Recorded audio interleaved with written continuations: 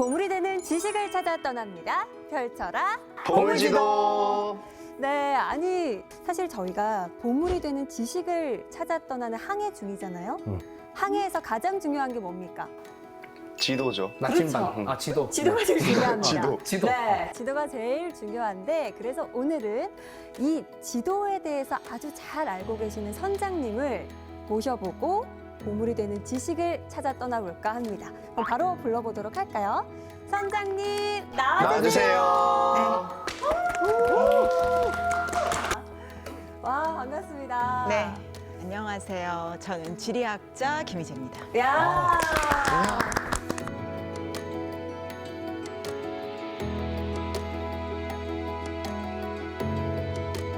선장님, 저희가 네. 프로그램 이름부터 지금 지도가 들어갑니다. 나침반도 있어요. 네, 보물도 있고 바다도 있습니다. 맞습니다. 오늘 진짜 선장님을 위한 그런 프로그램과 또 세트장이 아닐까라는 생각이 드는데 사실 지리학자님이시잖아요. 네네. 우리 윤욱 씨는 지리학자님 실제로 본 적 있으세요? 제가 봤을 거라고 생각하시고 물어보는 건가요? 아니요, 당연히 그건 처음 보죠. 아, 처음 보죠. 네. 근데 저도 생각을 해보니까요. 지리학자 분을 처음 본 것 같거든요. 그렇죠. 네. 드물죠. 드물었던 것 같아요. 그러니까 역사학자분들은 아마 많이 활동하시고 또 TV를 켜면 많이 출연하시잖아요. 근데 지리학자를 아마 이렇게 실제로 보시는 거는 아마 기회가 흔치 않으실 거예요. 맞습니다. 그래서 또 선장님께서 지리학자가 멸종위기종이다. 이렇게도 또 소개를 해주시더라고요. 그 정도로 이제 귀한 분을 모시고 오늘 항해 그럼 출발하도록 하겠습니다. 박수!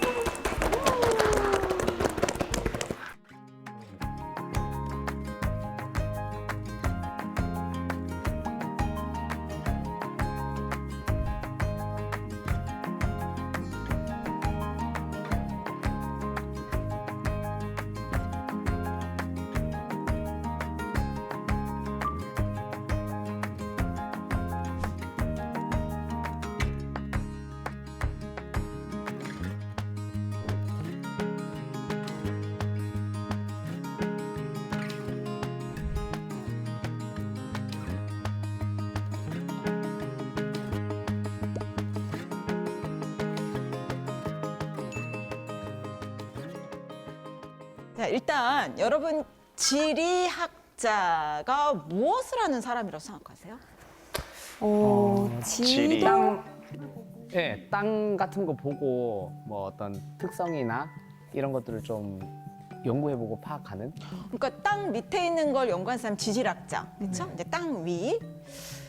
근데 그거는 약간 조금 너무 광범위하잖아요, 그렇죠? 역사학자도 땅 위에 있는 거 연구하는 거고, 그렇죠? 아, 지형에 따라서 어떤 사회적인 것들까지 공부하는?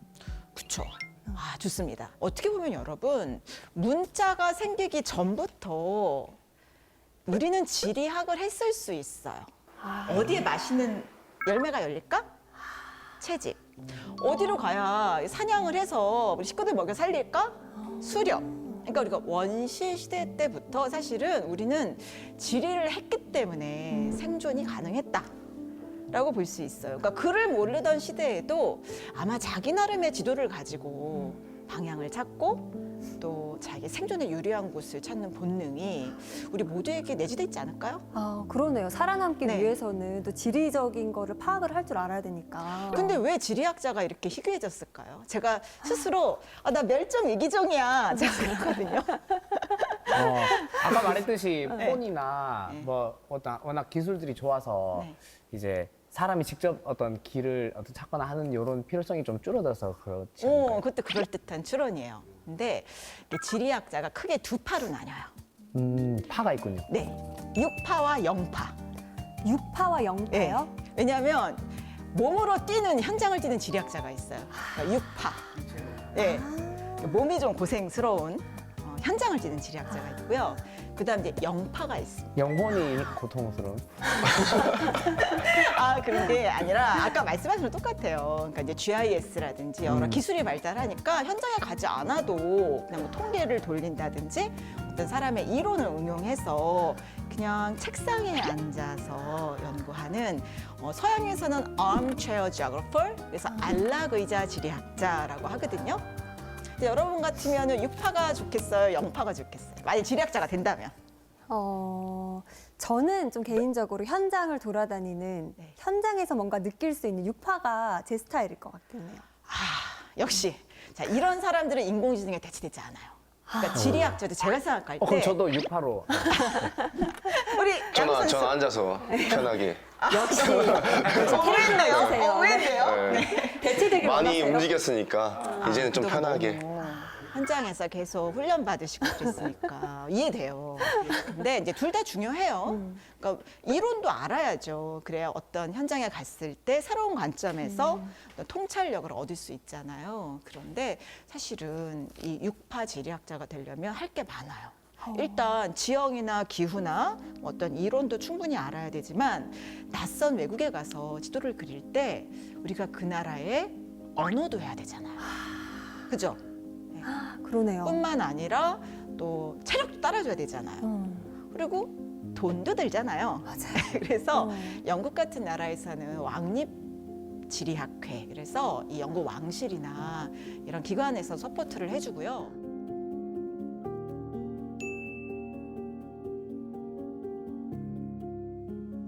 일본도 마찬가지예요. 정부가 이런 해외 지역 연구를 하는 지리학자들, 또 현장을 뛰는 여러 인류학자들을 지원을 해줘요.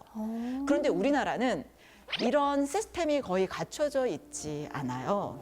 그러면 빨리 논문을 쓰고 승진을 하고 또 안정된 지위를 얻으려면 지리학자들도 그냥 현장을 가기보다는 기존 이론이나 통계를 가지고 컴퓨터로 띡띡띡 해서 쓰는 그런 논문이 훨씬 유리한 거예요. 영파가 되기가 유리하네요. 아무래도 그러니까 늘 현장을 가고 그 지역을 관찰하고 될 수 있으면 그 나라 언어도 배우고 그러면서 정보를 수집하고 늘 배우는 내용을 업데이트해야만 제가 지리학자로서 어떻게 보면 인정받을 수 있고 또 계속 이런 방송에 나와서 얘기를 할 수 있다 보니 체력적으로도 힘들고 책도 많이 읽어야 되고 또 현장도 많이 가야 되고 그러니까 많은 분들이 이런 지리학자로서 활동하는 것들을 좀 포기하시는 거 아닌가 하는 생각도 들고요. 실제로 우리나라 대학에 지리학과 없는 그런 대학이 되게 많아요. 아, 진짜요? 생각해 보세요, 여러분. Y대, 네. 연세대, 네. 좋은 대학이잖아요. 그렇죠? 서강대, 한양대, 뭐 이런 대학들에 지리학과 지리학과 없어요? 없잖아요. 없구나. 근데 이런 나라가 세계에 몇 나라 없어요. 이렇게 지리학이라는 학문이 대학에 있지 않는 그런 나라도 흔치 않다. 뭐 우리나라에서 좀 인기가 없는 편인 건가요? 좀 슬프네요, 제가. 지금 사실 없어지는 지리학과도 있어요. 몇 개 없는데 그마저도 지리학과가 폐과 위기에 몰린 대학도 있거든요. 그런데 여러분 최재천 교수님 아세요? 그 아까 총균세의 저자 못지 않은 석학으로 인정받고 계시잖아요. 근데 그분이 한탄을 하시면서 이런 말씀을 하셨거든요. 여러분들 한번 같이 보시겠어요? 1948년 미국 하버드 대학에서 지리학이 석연치 않은 이유로 폐과가 되면서 미국의 좋은 명문 학교에서 이 지리학이 사라졌어요.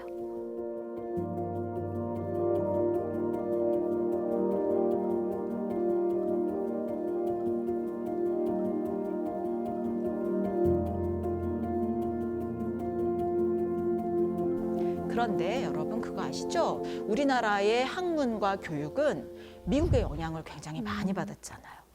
그렇죠? 네. 이런 대학의 체제 같은 것도 또 우리나라의 많은 지식인들이 다 미국에서 유학하신 분들이 굉장히 많아요. 그러다 보니까 우리나라에서도 미국의 영향으로 지리학과가 그렇게 많이 생기지 못한 거예요.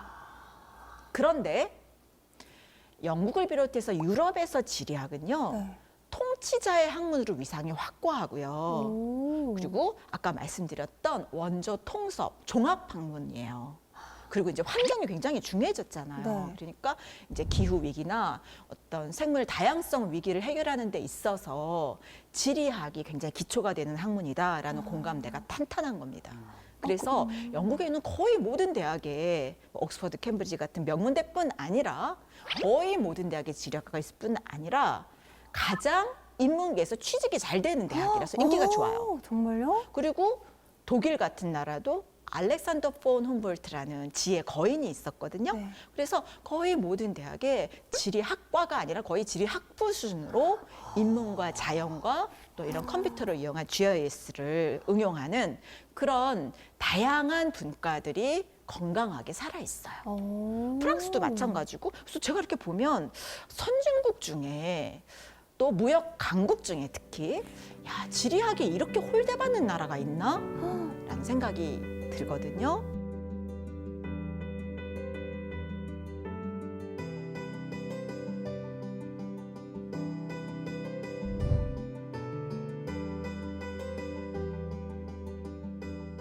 근데 왜 유럽이랑 미국이랑 이렇게 지리학을 다루는 분위기가 다른 거예요?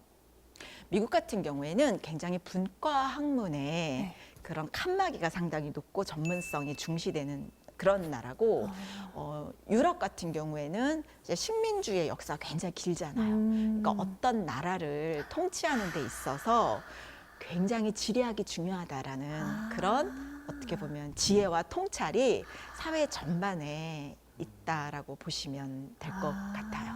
역사에서 배운 거군요. 지도와 지리학이 굉장히 중요하다. 네, 어떻게 보면 세계의 역사는요. 보물 지도를 그린 나라, 당대 가장 정확한 최신 세계 지도를 그릴 수 있던 나라가 세계를 지배했다라고 봐도 과언이 아닙니다. 사실 게임 할 때도 지도를 좀 먼저 확보하면 유리하더라고요. 맞습니다. 그래서 제가 옛날에 컴퓨터 게임의 지리학이라는 그 논문을 쓴 적이 있는데 그래서 이렇게 보면은요. 남자 특히 어린이들 중에 컴퓨터 게임 좋아하는 그런 학생들이 되게 지도를 잘 알아요. 그게 이 컴퓨터 게임 중에 대항해 시대가 있었다 하대요.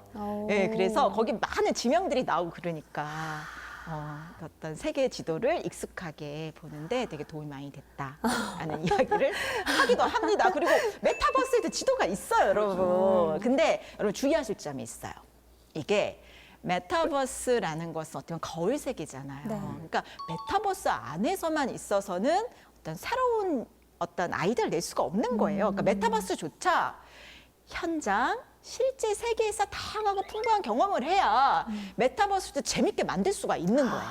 그리고 그냥 방구석에 앉아서 코딩만 하고 막 이러면은 좀 상상력을 발휘해서 멋진 메타버스 세계를 구축할 수도 없는 거거든요.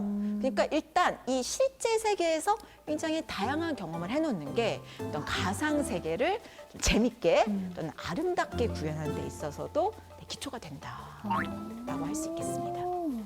갑자기 지도에 대한 관심이 확 올라갑니다. 네. 진짜요? 네.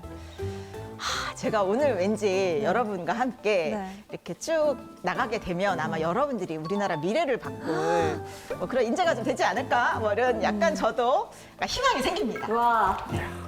열심히 듣자. 자, 그러면요. 여러분 우리가 과거는 있고요. 네.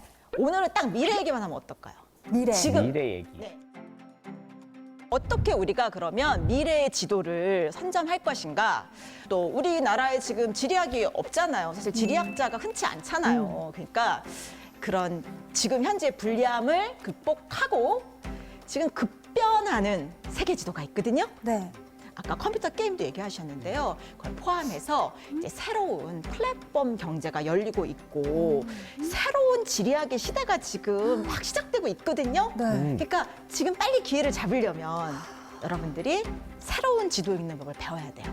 그래서 오늘은 네. 우리가 지금 현재 어떻게 우리의 미래 운명을 바꿀 것인가에 좀 초점을 맞춰서 제가 새로운 지리학에 대한 이야기를 좀 해드릴까 합니다.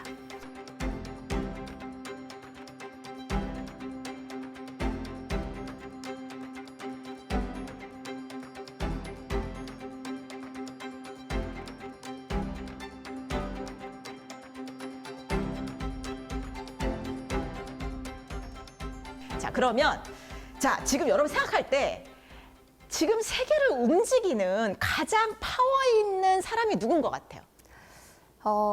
미국 대통령이나 일론 머스크. 뭐 일론 머스크나 맞아. 똑똑하다. 똑똑하네. 수준 높아. 돈 많으면 좀 영향력이 있다고. 아, 그러니까요. 지금 보물 지도에 일론 머스크가 정말 자주 나옵니다. 네, 아, 그래요? 지난번 교수님도 네. 언급을 하셨었고. 확실히 지금 제일 영향력 있는 제일 사람을 핫해. 맞나 봐요. 맞아요. 그리고 이 사람이 잠을 안 자나 봐. 맨날 워커홀릭이라고. 트위터까지 인수해가지고 계속 자기 발신을 하는 거예요. 그래서 제가 볼 때 아마 미국 대통령보다 더 많이 인용되고 우리 많은 한국의 방송에서도 일론 머스크가 이런 말 했다. 맞아. 뭐 테슬라가 뭐 어떻게 바뀌었다. 그쵸? 뭐 스페이스 X 우주선 쐈다. 그러니까 거의 열일하는 사람 아닌가. 그래서 이제는 어떻게 보면 우리 세계를 통치하고 영향력을 행사하는 사람이 미국의 대통령도 아니고 푸틴도 아니고 어찌 보면 일론 머스크 아닌가. 좀 이런 생각이 들어요. 그래서 우리가 이 사람을 좀 집중 탐구해 볼 필요가 있습니다. 그렇죠? 근데 많은 분들이 나와서 얘기를 하셨다니까 뭐 여러분들이 이미 정보는 있으실 것 같은데 저는 제가 지리학자잖아요. 네. 그러니까 저는요 모든 사람을 연구할 때 일단 그 사람의 지리적 배경을 조사합니다. 그러니까 지리학자로서 저는 일단 그 사람 고향부터 시작해서 특히 그 사람의 10대 시절을 유심히 봐요. 아, 유년 시절을. 네, 제가 약간 꿀팁을 드리면 네. 여러분들이 어떤 사람을 이해하고 싶잖아요. 네. 그러면 그 사람의 행적을 한번 지도에 표시해 보세요. 지도예요. 지도에. 네. 그리고 어떤 책을 읽을 때도 마찬가지예요. 어떤 사람에 대해서 이해하고 왜 이 책을 썼을까 또는 여기서 말하고 싶은 게 뭔가 할 때는 그 저자의 지리적 경험을 한번 지도에 표시해 보시면 아, 이 사람은 요 정도 스케일이구나. 이 사람은 뭐 하버드대에서 그냥 공부만 했네.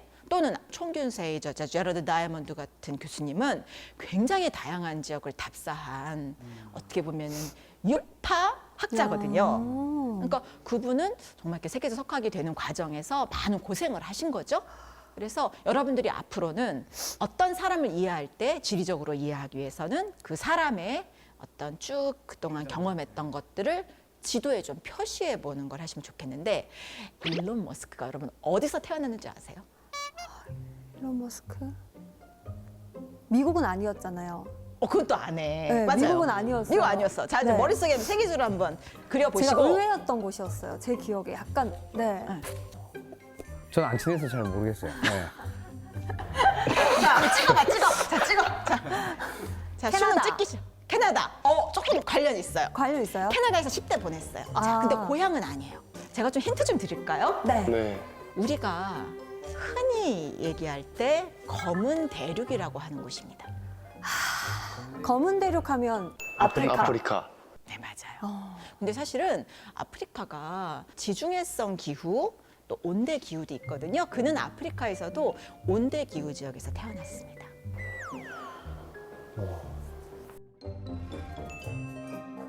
남아공. 맞습니다. 드디어. 사우스 아프리카. 아, 남아공. 네, 아. 맞습니다. 그래서 남아프리카 공화국에서 태어났어요. 오. 근데 그가 약간 어릴 때 천재였나 봐요. 거의 백과사전을 딸딸딸딸 외웠대요. 야, 그리고 너무 역시. 똑똑하니까 약간 왕따 당했답니다. 그래서 좀 남아공을 싫어했대요. 난 좀 더 큰 물 가서 놀아야 되겠다. 근데 사실 아프리카에서 유럽이나 미국을 가기는 굉장히 어려운 시대였거든요. 그래서 캐나다에 친척이 있다라는 그 주소 하나만 가지고 10대 때 혼자 캐나다까지 간 거예요. 그러니까 아까 캐나다 말씀하신 게 맞는 거예요. 그래서 남아공에서 혼자 10대가 배낭 메고 캐나다 가고 와. 거기에서 열심히 공부해서 미국 동부에 있는 대학에 진학을 하고 그리고 동생이랑 고물차 몰고 돈이 별로 없었을 거 아니에요. 그러니까 그 자동차를 몰고 쭉 횡단해서 스탠포드 대학이 있는 미국 서부까지 온 거예요. 모험심이 와. 대단했네요. 아니, 저는 그러니까. 10대 때 사실 네. 고향에서 서울 가는 것도 겁났거든요. 그렇죠. 야. 그러니까 이 스케일이 지금 거의 전 지구적 아닙니까? 자, 그 다음에 그가 가장 처음으로 사업한 게 뭐냐? 뭘까요? 지도와 관련이 있는데요. 네. 그 샌프란시스코 일대의 전화번호부 네. 어떤 회사가 있고 전화번호 옛날엔 그런 게 있었거든요. 어, 라떼는 공중전화나 말이야. 또 생각나요? 네. 요새 애들 아마 모를 거예요. 그쵸. 근데 두꺼운. 네. 몰라. 그때 막 전화번호 외우던 시대야. 그때는 정말 그래가지고 이렇게 두꺼운 전화번호가 있었어요, 여러분. 근데 샌프란시스코에도 그런 게 있었어요. 그런 거 아니에요. 무슨 네. 상호가 나오고. 그런데 그거를 지도화하는 그런 프로젝트를 해서 얘가 돈을 많이 번 거예요, 20대 때. 와. 그게 첫 번째 프로젝트. 그러니까 지도를 받겠어요, 안 받겠어요, 평소에. 지도를 늘 끼고 다녔을 것 같아요. 그렇기 때문에 이런 사업의 아이템을 구상을 한 거죠. 지도를 봐야 되네요. 그렇죠.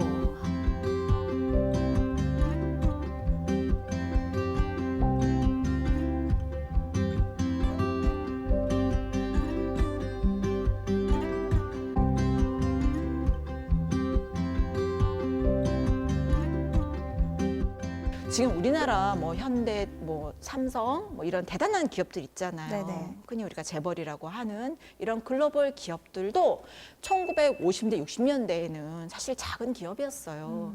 그런데 그 창업주들 얘기를 들어보잖아요. 네.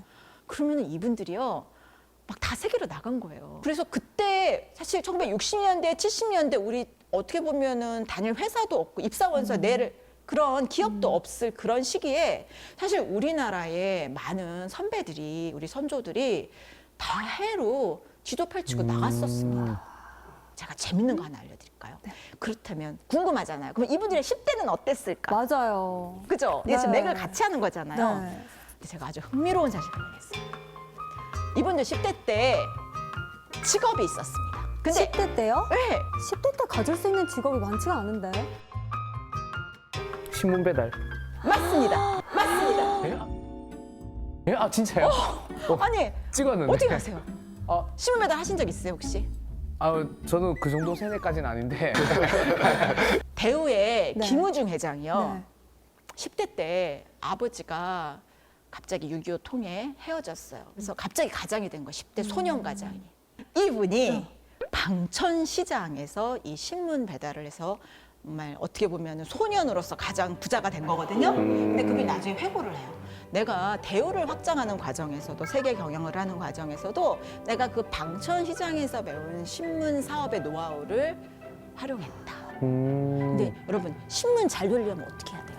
신문을 다 읽으려면요? 신문을 잘 돌리려면 어떻게 해야 돼요? 일단 빠릿빠릿 해야 순서를 될 거예요. 잘 정해야죠. 그렇죠. 그때 지도가 필요할까 안 필요할까요? 지도를 보면서 야 내가 어떻게 하면 그 빨리 돌리지? 그거를 매일 연구하는 거예요. 효율적인 길이랑. 네. 그리고 롯데 아세요? 네, 신격호 회장님. 롯데 신격호 회장님은 일본에서 하나 더 나가요. 신문 배달과 우유 배달. 아, 우유 배달 어려운데. 우유는 더 신선하고 더 무겁잖아요. 네. 자, 현대 정정 회장은 하나 더 나가요. 이쯤 되면은 대결을 펼치시는 거 아닌가? 너 이거 했어. 현대, 나 현대. 이거 따라할 거야. 정정 회장은 너무 시골이라서 신문 배달이 한 부밖에 안 됐대요, 동네에. 그래서 신문 배달을 할 수가 없었어요. 그 대신 신문을 보고 상습 가출을 하셨어요. 가출을 하셨습니까? 10대 때. 신문 보고 어디 일자리 찾아서 가출.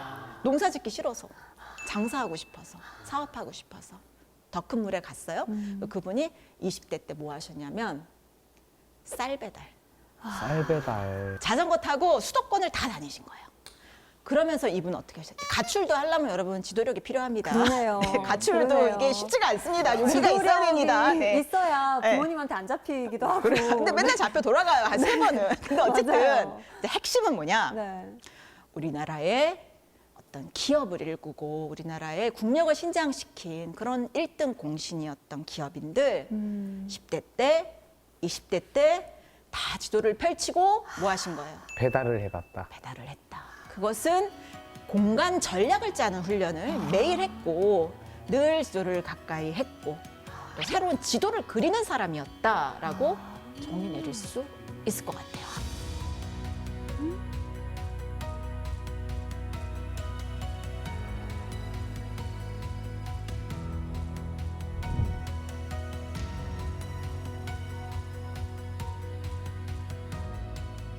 여기서 하나 더 나가서 또 부와 권력을 얻은 사람들의 비밀이 10대 때 있는데 그게 뭘까요? 자, 신문 배달 왜? 신문 배달 왜? 우유 배달까지. 네, 배달 뭐 이런 거. 자, 배달 말고. 배달 말고. 살고 있는 곳을 벗어났다? 그렇죠. 그런데 여러분 캠핑, 캠핑. 스카우팅 활동하세요? 여러분 저 어릴 때 걸스카우트, 보이스카우트 이런 활동이 있었거든요. 네, 저 걸스카웃이었어요. 저는 해양소년단 했습니다. 어쩐지 여기 태가 나나요? 정말 제가 너무 반갑습니다, 여러분. 여기 좋아요, 저 야구 선수였으니까 당연히 한 장을 뛰셨고, 그죠? 자, 해양소년단 자 10대 나왔고요. 자, 걸스카우트 나왔습니다. 네. 완벽한 팀워크입니다. 야, 저 너무 행복합니다. 여러분하고 매일 강의하고 싶어요. 자, 근데 네. 다들 10대 때 또 스카우팅 활동을 많이 한 거예요. 기본적으로 미국의 많은 생각 있는 집에 그런 아이들은 스카우팅 활동을 하면서 오리엔티어링, 그러니까 지도 뭐 나침반 들고 뭐 오지에 가서 막 찾는 훈련 숲에서 뭐 이런 것도 하고 또 뭐 이런 스카우트 하는 사람들이랑 같이 어울려서 뭐 캠핑도 하고 뭐 이렇게 생존 능력을 배우는 게 약간 부의 비밀처럼 전수되어 오는 거고요. 그래서 이제 이게 가장 높은 급이 이글 스카우트라는 게 있어요. 그러니까 계속 스카우팅 활동을 열심히 하면 계속 계급이 올라가요. 그래서 그 이글 스카우터 출신 중에 또 굉장히 부를 일군 사람들이 많은 거예요. 그래서 그 블룸버그 통신사, 그렇죠? 어떤 정보를 정제 뉴스를 제공하는 그 블룸버그도 역시 이런 스카우트, 이글 스카우트 출신이었고요. 여러분 코로나에도 무너지지 않았던 굉장히 강력한 유통 그룹이 있어요. 월마트. 월마트. 월마트. 월마트의 창업자 샘 월트는요. 신문 배달도 했고 또 이글 스카우트 출신이에요. 그러니까 이게 제가 보니까 이렇게 다양한 자연 환경에서 막 고생도 하고 막 이렇게 지도를 보면서 막 길도 찾아가고 막 이런 거 했던 10대를 보낸 애들이 나중에 커서 새로운 기업도 일구고 잘 나가는 것 같다라는 제 추론을 하게 돼요. 어때요, 여러분? 네, 뭐 어느 정도 이게 근거가 있는 것 같아요. 그만큼 이제 역경을 이제 헤쳐나간 경험이 있으니까 더 큰 일도 할 수 있지 않나 하는. 네. 근데 오늘 선장님 말씀을 듣고 또 많은 어머님들이 이게 조기 교육으로 신문 배달을 시켜야 되나 이런 생각을 하실 수 있을 것 같은데 사실 신문 배달만 시켜서 되는 게 아니라 이제 그 속에서 뭐 꾸준함, 성실함도 있어야 되고 또 신문도 읽으면서 또 세상 돌아가는 것도 익히셨을 거 아니에요, 그분들은 또. 그런 그렇죠. 것들이 다 바탕이 돼서 지금의 이런 업적들을 좀 이루지 않았을까 이런 생각이 드네요. 그렇죠.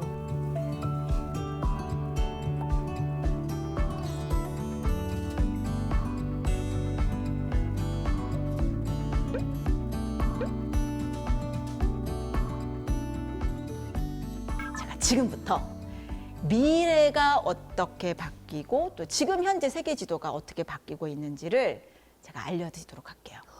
자, 여러분, 지리가 영어로 뭐죠? 지오그래피.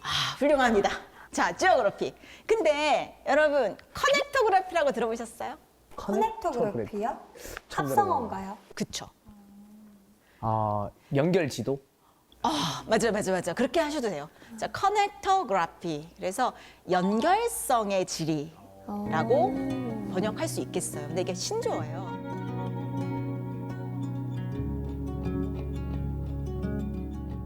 옛날에는 친구를 사귀려면 펜팔을 했어요. 그죠? 네. 그래서 생각 안 나죠, 여러분들? 했어요. 했던 것 같아요. 여러분 편지 안 써봤죠? 우표 못 붙여봤죠? 라떼는 말이야. 찐을 주고받아 봤던 것 그렇죠. 같아요. 네. 이렇게 바뀌었어요. 그러니까 커넥터그래피 시대가 된 거예요. 저희 때는 아날로그예요. 그래서 예를 들어서 일본 학생과 교류를 한다. 미국 학생과 교류를 한다. 그러면은 몇 달이 걸렸어요. 편지 써요. 우표 붙여요. 그러면 우체국 가요. 그래서 붙여요. 그러면 걔가 또 써서 와요. 그러면 한두 달 걸렸어요. 와. 그런 시기가 있었어요, 여러분. 돈도 들고 시간도 들었어요. 근데 요새 어때요? 그냥 뭐 바로바로 어디에 있든 세계 어디에 있든. 사실 저는 제가 삼성에서 근무해서 삼성 반도체 미주 수출팀 그때만 해도 팩시밀리를 사용해요. 삼성도. 팩스를 보내고 받았어요. 근데 어느 순간인가 이메일이 나오고, 그죠? 네. 그죠? 이메일. 자, 그 다음에 요새는 뭐예요? 페이스북, 그냥 SNS로 바로. SNS, 네. 바로 연결. 자, 이걸 뭐라 그러냐? 커넥터그래피 혁명이라고 이야기합니다. 혁명이에요, 여러분. 이것은. 이 커넥토그래피 혁명의 시대는 우리가 그동안 알았던 어떤 지리의 기본 기초와 가설마저도 흔들어요. 커넥토그래피 시대에 그럼 어떤 나라가 크냐 했을 때, 자, SNS나 이런 플랫폼 제국에서 가장 많은 사람들이 속한 나라 어딜까요? 인구가 제일 많으니까 네. 인도. 자, 나라가 지금 두 가지인 것 같아요. 그러니까 우리가 흔히 알고 있는 그런 인도나 중국 같은 나라, 예, 맞아요. 인도가 이 IT 산업도 굉장히 발달했고 또 SNS 사용자도 굉장히 많아요. 근데 그 국가를 초월해서 연결하는 플랫폼으로 가장 큰 제국이 어디냐 했을 때는 바로 페이스북일 수 있습니다. 거의 30억 명에 가까워요. SNS가 그렇죠. 네. 그리고 네. 유튜브가 거의 25억 명. 근데 제가 지금 말하는 순간 바뀔 수도 있어요. 계속 사용자 수가 변하거나 증가하잖아요. 그리고 뭐 인스타그램이라든지 이런 거. 그리고 중국 업체들도 상당히 높은 순위긴 한데 중국은 한계가 있어요. 만리 방화벽. 그래서 네. 딱 중국 사람들이만 쓰는 네. 그런 앱을 사용을 하기 때문에. 네, 그래서 이런 식으로 했을 때 어떻게 보면 자유로운 그런 국가에서 시작된 페이스북이나 왓츠앱이나 뭐 이런 유튜브 같은 것들이 전 세계 제국을, 새로운 제국을 형성하고 있다라고 봐도 과언이 아닌 거죠.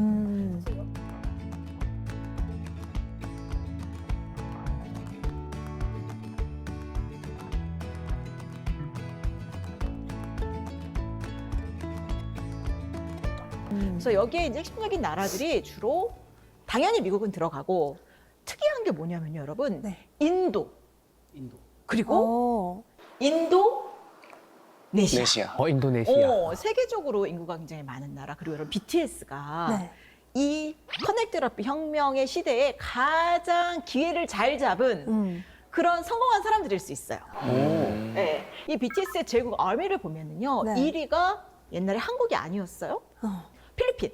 어. 필리핀 인구가 1억 명이 넘는데 굉장히 젊은 유소년층이 많거든요. 그러니까 얘네들이 계속 유튜브 또는 뭐 페이스북, 인스타그램 하면서 좋아요를 계속 눌러주는 거예요. 그러면서 BTS가 세계적인 그룹이 된 거고요. 뭐 인도네시아라든지 베트남, 또 태국, 말레이시아, 브라질, 그리고 미국뿐만 아니라 대만, 멕시코가 이 BTS 도약의 발판이 됐다. 그럼 요거는요, 여러분, 우리가 이 나라 가서 나 BTS에서 나라에서 왔어. 요 한마디로 우리도 굉장히 좀 인정받을 수 있는, 우리가 진출하기 유리한 나라일 수도 있고, 우리가 커넥토그래피 혁명의 시대에 친구 사귀기 굉장히 좋은 나라가 아닐까라는 생각을 해봅니다.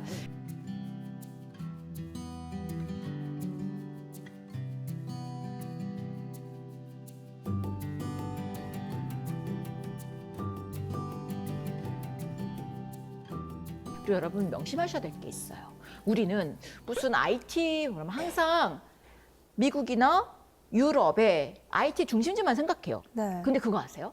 실제로 IT 중심지인 실리콘밸리 사람들은 아프리카나 중남미나 인도나 동남아 지도를 보고 세계 진출 계획을 세우는 거죠. 아직 좀 기회가 많이 남아 있어서 그럴까요? 맞아요. 여러분 립프로그 현상이라고 들어보셨어요? 립프로그? 아, 프로그는 개구리, 립은 펄쩍 뛰다.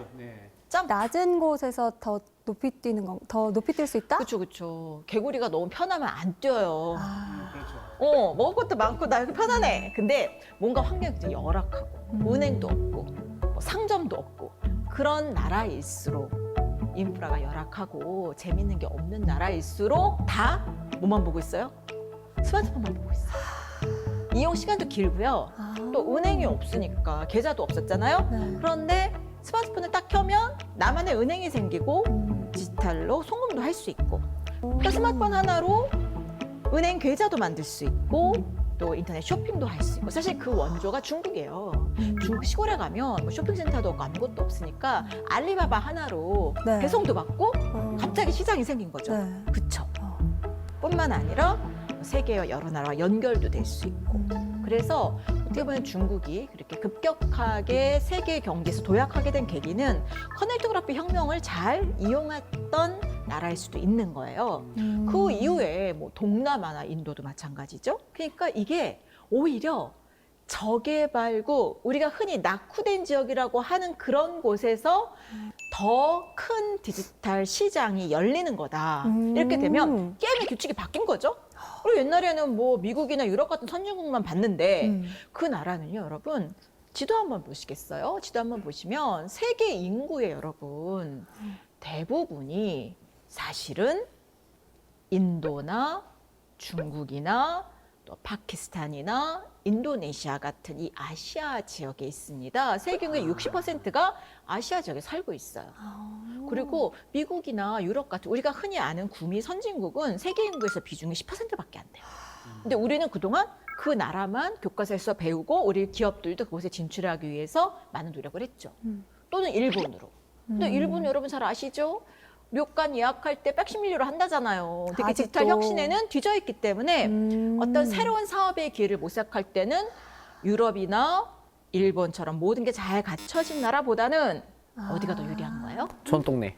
그렇죠. 아직 좀 훌륭합니다. 부족함이 있는 곳. 네, 개발도상국 또는 뭐 우리가 흔히 얘기하는 좀 저개발국에 오히려 더 큰 기회가 숨겨져 있었던 것이고 혁명이라는 건 여러분 항상 편안하고 안락한 중심부가 아니라 변방에서 일어나요. 변방에서. 네, 그 여러분 명심해 주세요. 우리가 이 보물지도에서 아주 핵심적인 명제인데요. 모든 혁명은 어디서 일어나요? 변방. 변방. 아까 말씀하신 촌구석에서 일어납니다. 그래서 그들은 불편하고 열악하기 때문에 변화에 적극적인 거예요. 그래서 이 커넥토그래피 혁명도 마찬가지인 거죠. 그 혁명이 물론 미국의 실리콘밸리나 유럽에서도 일어났지만 더 과감하고 또 더 큰 시장은 어디 열렸던 거예요? 바로 동남아. 제3세계, 동남아.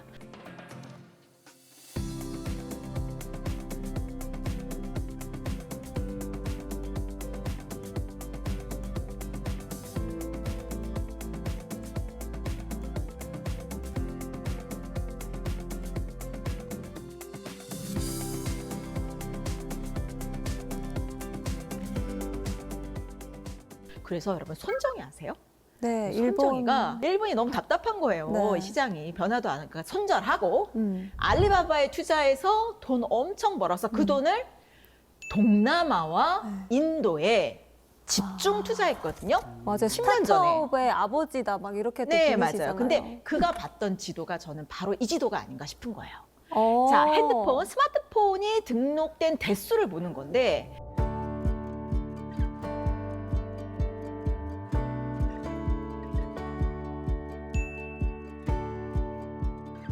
자, 인구가 많을 뿐만 아니라 여기에 젊은 인구가 많고 아까 제가 되게 환경 안 좋은 데서 더 높이 뛰는 개구리라고 그랬잖아요. 네. 리프로그. 그러니까 파키스탄이나 방글라데시나 인도 같은 남아시아 환경이 열악하니까 더 많은 핸드폰, 스마트폰을 사용하고 아니 근데 동남아도 마찬가지고 또 아프리카도 답답하잖아요. 그러니까 다들 스마트폰으로 모든 사업을 시작하고 또 여러 가지 정보도 얻고 그래서 케냐나 이런 동부 아프리카에서는 실리콘 사바나라는 표현이 생겼어요. 실리콘 사바나. 네. 그러니까 뭐 사바나 동물의 왕국이죠. 네. 근데 여기에 많은 사람들이 스마트폰을 켜고 새로운 사업을 시작하는 거예요. 그리고 또 실리콘 와디 들어보셨습니까? 아니요. 와디는요 사막 기후 지역에 비가 오게 되면 네. 일시적으로 생기는 하천이거든요.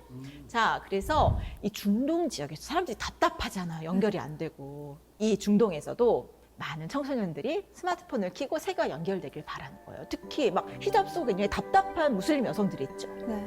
이런 분들이 더 적극적으로 SNS를 한다는 통계가 있고요. 이걸 잘 이용해서 세계적인 기업으로 성장한 한국의 벤처회사도 있거든요. 네, 그래서 데이팅 앱인데요. 이걸 개발했는데 이게 중동에서 대박이 나요. 아자르라는 아자르. 아, 네, 들어봤어요. 들어보셨죠? 그래서 이 아자르라는 것이 한국 기업인데 이게 원래는 돈도 별로 없고 그러니까 그냥 뭐 뉴질랜드나 호주에서 좀 시작해 볼까 했는데 실수로 전 세계로 갑자기 앱이 출시된 거예요. 근데 의외로 생각지도 않았던 중동에서 대박이 나서 이 기업의 별명이 뭐였냐면 중동의 카카오톡이었어요. 그러니까 이게 지금 우리나라 기업들이 워낙 기술력도 좋고 열정도 강하잖아요. 그러니까 세계로 지도를 펼치고 나가면 대박날 시장이 널려 있는데 그동안 우리가 어떤 고정관념에 빠져서 실리콘밸리만 바라보고 뭐 유럽이나 일본과 같은 안정된 시장만 바라본 건데 실제로 큰 변화, 큰 기회는 어디 숨겨져 있었던 거예요?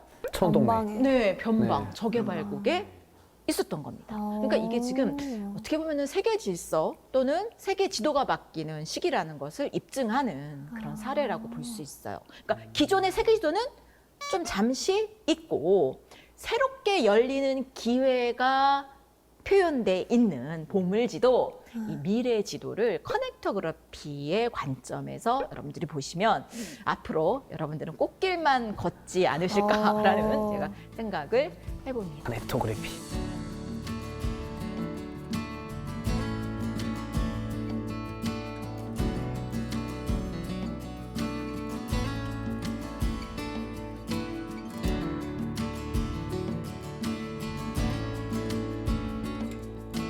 제가 오늘 보물지도 하나 보여드릴게요. 네. 바로 네, IT 이 스타트업 창업하기 좋은 그리고 많은 벤처 자금이 몰리는 곳을 표현한 지도인데요. 물론 실리콘밸리나 유럽에도 이런 곳들이 있지만 대부분의 핫스팟이 지금 어디 몰려 있습니까? 남아시아, 동남아, 중국 같은 이 아시아 지역에 몰려 있는 거 여러분 확인하실 수 있고요. 여러분들이 앞으로 해외로 진출할 때 또는 커넥터그래피의 연결성을 가질 때 눈여겨보셔야 될 그런 곳이 아닌가라는 생각이 듭니다. 그런데 좀 안타까운 게 있어요. 여러분들은 우리나라 교육과정과 교과서에서 늘 보던 지도가 네. 막 유럽이 막 크게 나와 있고 이 앞으로 정말 보물이 될 지역 아프리카, 동남아, 중남미는 굉장히 작게 표현된 약간 유럽 사람들이 가스라이팅하기 위해서 만든 지도가 아닌가 뭐 이런 생각이 드는 네, 그런 지도가 우리나라 현재 초등학교 사회과 부도에도 나와 있고요. 많은 교과서에서 유럽을 특히 대륙이라고 가르쳐요. 대륙 아니에요? 유럽이 대륙은 아니죠. 중요한 지역이긴 한데 네. 유라시아 대륙이지. 어떤 측면에서도 유럽은 대륙이 아닙니다. 그래서 앞으로는 여러분들이 이런 면적이 좀 정확한 지도도 많이 보셨으면 좋겠어요. 이게 면적이 정확한 지도인데요. 여러분 유럽 대륙이란 말이 쏙 들어가죠? 저게 실제 크기예요? 네, 맞습니다. 그래서 실제 면적에 의하면 또 실제 길이에 의하면 네. 인도네시아는 미국보다 동서 길이가 훨씬 더 긴 나라인데 적도에 있다 보니까 굉장히 그 길이와 면적이 축소돼서 보여지는 거고요. 또 실제로 아프리카는 진짜 대륙이거든요. 그렇죠? 근데 우리가 아프리카의 크기도 굉장히 작게 인식하게 하는 이런 잘못된 세계 지도가 우리나라 교육과정과 교과서에 계속 등장하고 있어요.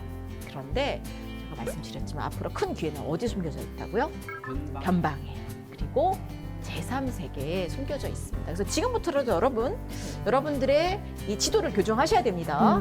자, 그동안 학교에서 배운 세계 지도를 잊으셔도 좋습니다. 자, 면적이 정확한 지도, 그리고 인구가 정확하게 표현된 지도, 또는 커넥터그래피의 관점에서 유리한 스마트폰 사용자가 많은 그런 나라의 지도를 여러분들이 앞으로 열심히 보시면 아마 새로운 기회 발굴이 되지 않을까 그런 생각이 듭니다.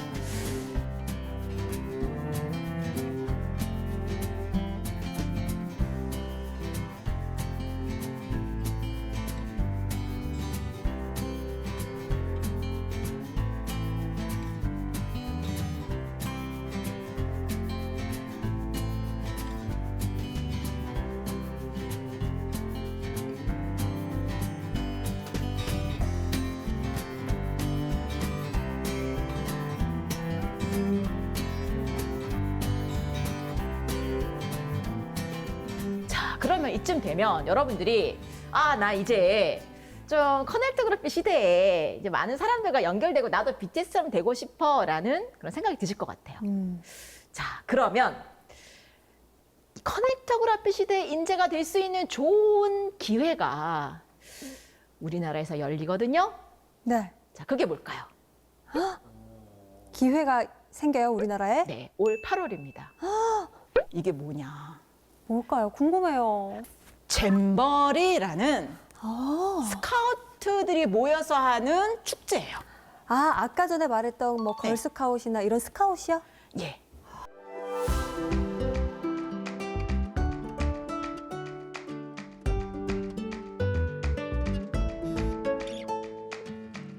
근데 이제 이게 그 스카우트 연맹에서 이제 하는 건데 보통 4년에 한 번씩 올림픽처럼 그렇게 해요. 그래서 올해가 25회거든요. 네. 그러니까 이제 100년이 넘은 거예요. 와, 역사가 엄청 깊네요. 네. 근데 가장 많이 한 데, 그리고 처음 시작된 데는 영국이에요. 영국이 지도 강국이잖아요. 네. 지리 강국이잖아요. 그래서 영국에서 한 102년 전, 3년 전에 처음 시작을 한 거예요. 런던에서. 그래서 매 4년마다 하는데 이게 조건이 있어. 14에서 17세의 청소년이 참여할 수 있는 축제다 보니 평생에 딱 한 번밖에 못 해. 그렇겠네요. 또 4년에 한 번씩 하니까. 네, 네. 근데 이게 제가 아까 얘기했잖아요. 신문 배달 또는 스카우트 활동 이게 뭐라고요? 부와 권력으로 가는 어떤 기초 작업이라고 했잖아요. 근데 전 세계에 무려 150여 개국에 이렇게 스카우트 활동도 하고 되게 액티브한 청소년 거의 4만여 명이 올 7, 8월에 우리나라 전북 새만금으로 다 몰려와요. 어머, 기회네요. 네, 가야겠다. 와, 4만여 명이 세계에서 온다는 오는데 제가 아까 얘기했잖아요. 스카우트 활동 많이 하는 애들이 어떻다고요? 거죠. 그 나라의 미래 지도자감들 아닙니까? 야, 미래의 뭐 테슬라를 이끌. 아, 그렇죠. 그런 인재들이 막 그런 오겠네요. 애들이 배낭 메고 와요, 지금 한국에. 7, 8월에. 그러니까 곧 오는 거죠, 지금? 엄청난 기회네요. 아니, 이런 생각이 근데 드는 거예요. 저희 30대 셋이 가도 애들이 놀아줍니까? 그 친구들이. 근데 이게 또 재밌는 게 뭐냐면 이 아이들이 올 때 네. 부모님들이 애들이랑 같이 와요. 아, 그래서 이분들이 자신들은 관광을 즐기고 이 아이들이 야영 활동을 하는 동안 기다려주기도 하고 또 IST 요원이라고 그래서 또 어른들이지만 이 아이들을 지원하기 위해서 또 세계에서 많이 오시거든요. 그러니까 이게 아이들만의 행사가 아니라 어떻게 보면 학부모 내지는 이걸 도와주시는 지도자분들도 그때 한 7, 8월 되면 우리나라에 쫙 깔릴 겁니다. 규모가 그러니까 엄청나네요. 엄청난 규모고요. 여러분 올림픽도 한 10,000명, 20,000명밖에 안 와요. 사실 선수단은. 근데 이거는 무려 최소 4, 5만 명인 거고 와. 그 같이 오시는 학부모님들까지 포함을 한다면 네. 사실은 엄청난 우리나라의 커넥터그래피 혁명의 기회가 될 수 있는 그런 행사가 아닌가라는 생각이 드는 거예요. 저는 여기 버스킹 하러 가야겠어요. 너무 좋습니다. 좋아요, 좋아요. 기다려요. 그래서 많은 사람들에게 뭐 저한테 돈 안 주셔도 되니까 연락처를 주세요. 그러면 이게 딱 커넥터그래피에 맞는 야. 그런 새로운 어떤 본인을 홍보하고 또 본인의 어떤 장기를 알릴 수 있는 그런 기회가 아닌가 싶은 거예요. 이 잼버리 대회의 모토가 뭐냐면 Draw Your Dream이에요. 꿈을 그려라. 근데 저는 거기다가 뒤에 좀 붙이고 싶어요. 지리학자로서. Draw Your Dream on the World Map. 세계 지도에 당신의 꿈을 그려보세요. 어느 나라에서 온 친구를 사귀고 싶은지 한번 표시해 보세요. 그래서 저는 모두가 우리 온 국민들이 세계지도를 펼치고 이 150개국의 위치도 좀 확인해 보고 어떤 나라에서 온 친구와 사귀고 싶은지를 한번 모두 생각해 본다면 우리나라가 이 BTS 못지않은 어떻게 보면 커넥터그래피 강국이 될 수 있는 그런 계기로 이 대회를 활용할 수 있지 않을까 하는 생각을 해봅니다. 와. 제가 여러분들께 소개하고 싶은 미래 지도입니다. 야. 그러니까요. 일단 7, 8월에 열린다고 하셨죠. 네. 꼭 한번 일단 저희 셋은 노래하시고 저 열심히 박수 치고 네. 좀 뭐 할까요? 공문지라고요? 공문지라고. 주시고. 아니 우리가 이 보물지도 특집으로 해야 되지 않을까요? 그 잼버리 특집으로 피디님 좀 부탁드리겠습니다.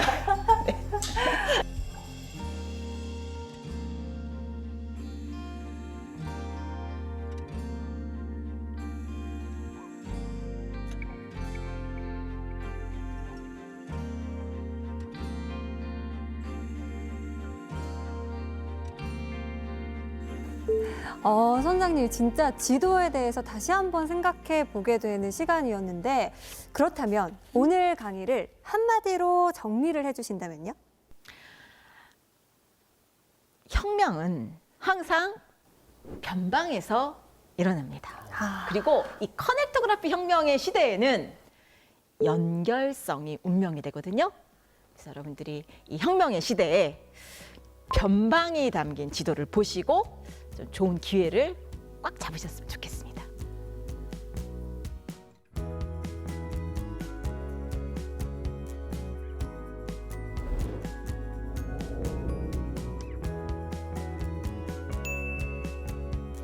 저도 약간 이런 모험심이 좀 있어가지고 안 가봤던 데 가보고 싶은 욕심이 좀 있어요. 그래서 사실 한 4년 전에는 오토바이 타고 버스킹 여행을 전국에 한 적도 있어요. 그래서 멋있어요. 전국을 돌아다니면서 이제 버스킹 여행하면서 아, 이런 곳에 이런 매력이 있구나, 이런 건 이런 것들이 있구나 하면서 또 그렇게 하면서 또 알게 된 사람들도 많고 확실히 어떤 이런 연결성이 또 중요하다는 걸 새삼도 느끼게 됐습니다. 아까 전에 그 신문 배달을 했다라는 그걸 듣고 저는 어쩔 수 없이 10대 때 운동을 한다고 뭐 아무것도 할 수 없었지만 이렇게 좀 부지런히 움직여야 돈도 많이 벌 수 있고 685 가야 되는 게 이제 좀 가야 되겠다는 생각이 좀 들어요. 이제 몸으로 좀 움직여야 되겠다. 저는 뭐 사실 지도하면은 대륙이 어디 있고 바다가 어디 붙어 있고 이 정도의 지표라고만 생각했는데 오늘 좀 지도를 보는 새로운 눈을 얻은 기분입니다. 그리고 커넥토그래피 시대라고 하니까 나만의 지도를 한번 또 그려봐야겠다라는 다짐까지 하면서 오늘 항해는 여기서 마치도록 하겠습니다. 그럼 다 같이 외쳐보면서 끝내볼까요? 자, 네. 외쳐보겠습니다. 찾아라.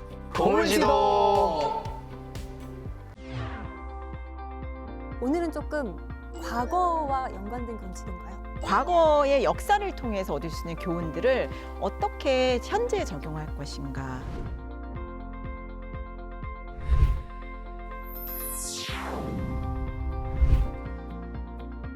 무역의 기초가 각 지역의 정보가 담긴 지도라는 거. 네덜란드가 세계를 지배하던 무역 강국으로 깜짝 부상했거든요. 그 비밀은요, 페르메이르의 그림에 숨겨져 있어요. 뒷 배경의 소품을 보세요. 지도가 있네요. 지도네요. 집마다 지도와 지구본 놓고 세계에 대해서 연구하고 상상력을 발휘해서 보물 지도를 공유하고 세계로 나간 거예요.